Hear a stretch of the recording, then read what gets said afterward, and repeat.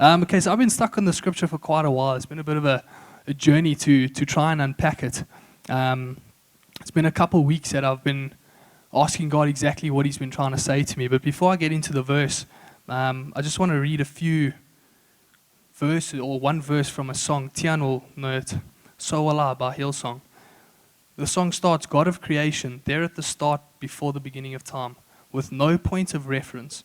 You spoke to the dark and fleshed out the wonder of light.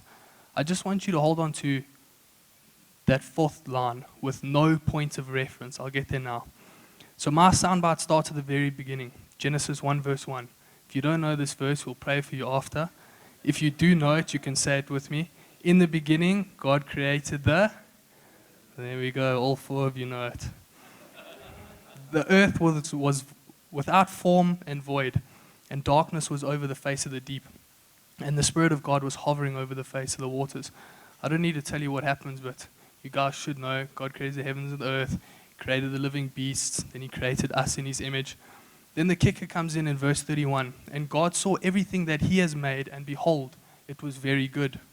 I'm going to ask you to close your eyes now. I know this is not common in church, but please close your eyes. Just picture a white room with white walls, a white roof, a white floor. There's nothing. You've got no point of reference. Now I'm going to ask you just to create something. What are you going to create? What are you going to create with no point of reference? You can open your eyes now. The God that we live to serve created everything with no point of reference. Just think about that for a second. You walk outside and you look at the dog that's in your back garden. God created that out of nothing. Look how many types of dogs there are. I've got 4 at home, and God created every single one of them. God created their personalities. Is it not amazing that we know that the sun will set and the sun will rise every single day? God did that. Is it not amazing that we are alive and breathing because it's God's breath that lives within us? God did that. Is it not amazing how the waves of the ocean hit the shore every single time? God made that. Is it not amazing driving through Pretoria and seeing the purple flowers of the jacaranda trees? God did that too. Now look at your fingers. Everyone take your hands and look at your fingers. The fingerprints that are on your fingers are unlike any others. You can look at your neighbors, they're not the same. God created each and every single one of us uniquely and completely differently to everyone else.